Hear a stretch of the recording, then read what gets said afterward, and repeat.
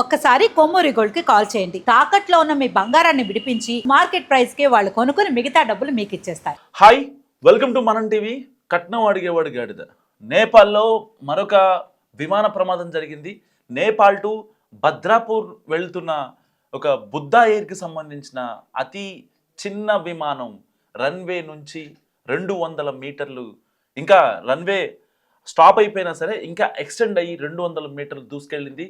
దీంట్లో ప్రయాణిస్తుండగా 50 మంది ప్రయాణికులు ఉన్నారు. ఈ విమానంలో 50 మంది ప్రయాణికులు ఉన్నారు. ఒక్కసారిగా భారీగా కేకలు, అరుపులు, ఆ శబ్దంతో విమానం అట్టుడిగిపోయింది. సో ఫైనల్గా అయితే ఎవరికి ఏం కాలేదు, కానీ విమానానికి మొత్తం ఈ క్యాబిన్ పార్ట్ మొత్తం కూడా ఫుల్గా డ్యామేజ్ అయినట్టు తెలుస్తుంది. ఒక్కసారి విజువల్ చూసినట్లయితే మీరు. నేపాల్ రాజధాని కాఠ్మాండు నుంచి భద్రాపూర్కి బయలుదేరిన బుద్ధా ఎయిర్కు చెందిన ATR 72 విమానం ల్యాండింగ్ సమయంలో ప్రమాదానికి గురైంది. విమానం రన్వేపై దిగుతున్న సమయంలో అదుపు తప్పి పక్కకు వెళ్ళిపోయింది ఒక్కసారిగా.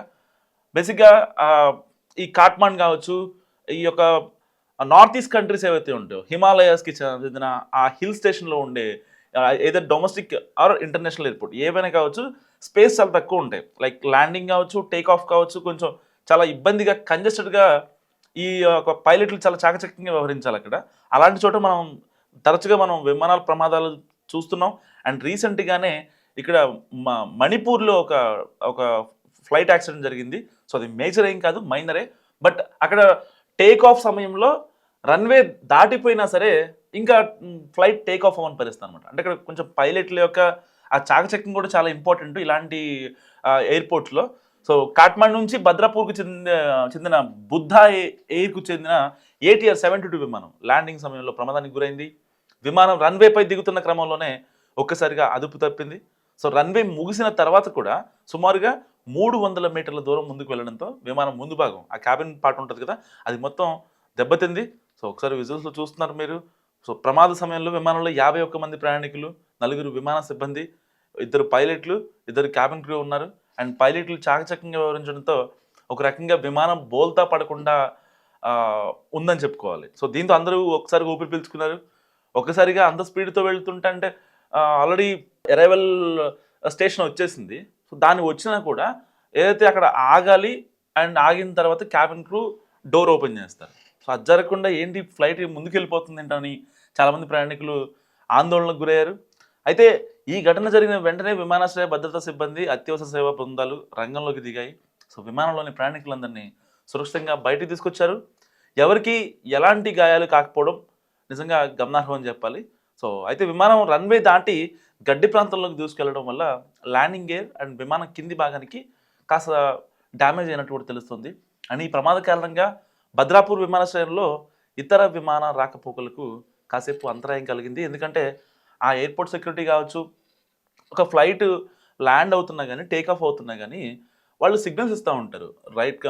లైక్ రెడ్ కలర్ చిన్న చిన్న స్టిక్స్ పట్టుకొని, మ్యాజిక్ స్టిక్స్ లాగా ఉంటాయి అవి.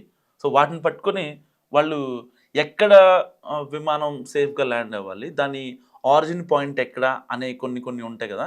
సో అవి ఎయిర్పోర్ట్ టెక్నాలజీ ప్రకారం, వాళ్ళకున్న ఆ నోటేషన్స్ ప్రకారం వాళ్ళు ఆ యొక్క ఫ్లైట్ని గైడ్ చేస్తూ ఉంటారు. బేసిక్గా ఈ యొక్క విమానం ఇప్పుడు ఏదైతే అదుపు తప్పి రన్వే మీకి ఇంకా 300 మీటర్స్ దూసుకెళ్ళిందో, ఆ విమానం చాలా తేలికపాటి విమానం. బేసిక్గా ఇక్కడ అంటే లైక్ చెన్నై కావచ్చు, హైదరాబాద్ కావచ్చు, గోవా కావచ్చు, బెంగళూరు కావచ్చు, బాంబే కావచ్చు, ఇలా డొమెస్టిక్ ఎయిర్లైన్స్ కొన్ని తిరుగుతూ ఉంటాయి. లైక్ ఇండిగో కావచ్చు, అండ్ ఎయిర్ ఇండియా కావచ్చు, లైక్ విస్తారా కావచ్చు. సో ఇలాంటి కొన్ని ఈ సంస్థలకు చెందిన విమానాలు కొంచెం హెవీగా ఉంటాయి. ఈవెన్ డొమెస్టిక్ ఎయిర్లైన్స్ అయినప్పటికీ కొంచెం హెవీగా ఉంటాయి. కంపేర్ ఈ బుద్ధా ఎయిర్ అనమాట. ఈ బుద్ధా ఎయిర్ చాలా తేలికపాటి విమానం. మహా అయితే ఒక 70 మందిని తీసుకెళ్ళగలదు అంతే, అంతకుమించి దీని కెపాసిటీ ఉండదు. సో మన దగ్గర ఉండే అంటే ఈ సౌత్ ఇండియాలో తిరిగే డొమెస్టిక్ ఎయిర్లైన్స్ అయితే మాత్రం దాదాపుగా డొమెస్టిక్ ఎయిర్లైన్స్ అయినప్పటికీ 200 మందిని క్యారీ చేసే కెపాసిటీ ఉంటుంది. కానీ బట్ ఈ హిల్ స్టేషన్స్లో, ఈ యొక్క కొండ ప్రాంతాల్లో అండ్ హిమాచల్ లాంటి, జమ్మూ కాశ్మీర్ లాంటి ఏరియాస్లో సో అక్కడ రన్వే ఎక్కువ ఉండదు. సో టేక్ ఆఫ్, ల్యాండింగ్ చాలా జాగ్రత్తగా చేస్తూ ఉండాలి. ఏమాత్రం తేడా వచ్చినా సరే సో ఆ ప్రయాణికులకు మొత్తం ఇబ్బంది అవుతుంది. అండ్ ఒకవేళ కరెక్ట్ టైం కనుక టేక్ ఆఫ్ అవ్వకపోయినా అక్కడ కొండల్లో, లోయల్లో పడిపోయే అవకాశాలు చాలా ఉన్నాయి. ఈవెన్ ఇప్పుడు జరిగిన ప్రమాదం కూడా ఒక రకంగా అంటే అలాంటి కోవలోకే వచ్చే అవకాశం ఉంది. ఎందుకన్నానంటే ఆ మాట, ఫర్ ఎగ్జాంపుల్ ఈ రన్వే మీద దాటింది కాబట్టి సరిపోయింది. ఒకవేళ ఇంకా గనక కొంచెం ముందుకు వెళ్ళి ఉంటే ఆ పక్కన లోయలు కావచ్చు వాటిలలో పడిపోయే అవకాశం కూడా ఎంతైనా ఉంది. దానికోసమే ప్రయాణికులు అంత గట్టిగా అరుపులు కావచ్చు, కేకలు కావచ్చు పెట్టిన పరిస్థితి. సో ఏదేమైనప్పటికీ నేపాల్ విమాన ప్రమాదం గురించి మీరేమనుకుంటారు? మస్ట్ కామెంట్ చేయండి. చూస్తూనే ఉండండి మనం టీవీ.